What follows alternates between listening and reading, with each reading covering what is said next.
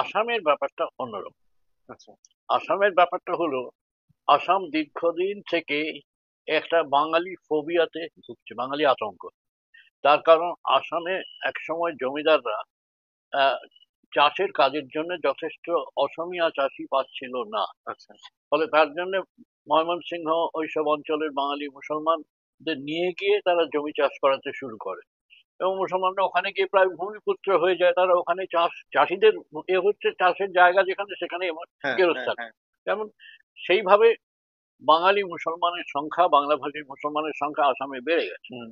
ফলে আসামিদের সাধারণভাবে অসমীয়াদের মনে একটা আতঙ্ক তৈরি হয়েছে, আমরা বুঝি মাইনরিটি হয়ে গেলাম, হুম। সংখ্যালঘু হয়ে গেলাম। তারপর তাদের তো একটা সন্দেহ ছিল শিলচর কাছাড় দুই হুম। উপত্যকাতেই, হুম। বরাক এবং ব্রহ্মপুত্র দুই উপত্যকাতেই মানে বাঙালি বাংলা ভাষীদের সংখ্যা বেড়ে গেছে। হুম। তার ফলে তোমরা সেই ইতিহাস আছে যে বঙ্গাল খেদা বলে একটা ব্যাপার ছিল হুম। বাঙালিদের, তাও। এবং 1961 সালে রবীন্দ্র জন্ম শতবার্ষিকীর বছরে সেটা একটা সত্যি রায়টের আকার নিয়েছিল। আচ্ছা। আসামের ছাত্ররা সব এসেছিল, রায়টের আকার নিয়েছিল। প্রচুর বাঙালি চলে আসে, আসাম ছেড়ে কলকাতায় চলে আসে। এবং সেই একটা অবিশ্বাস, এমনি বুদ্ধিজীবী অসমীয়া তাদের মনে নেই। তারা, তা আমি তাদের দেখছি, তাদের যথেষ্ট শুভেচ্ছা আছে। কিন্তু সাধারণ বাঙালি এবং রাজনৈতিক যে আছে, বিশেষ করে বিজেপি, আগেকার দিনে কংগ্রেসেরও ছিল, এই গোপীনাথ বরদলৈ এদের ছিল। কারণ সেজন্য স্কুল থেকে বাংলা ভাষা এক সময় তুলে দেবার চেষ্টা করেছিল আসামে। আসামে।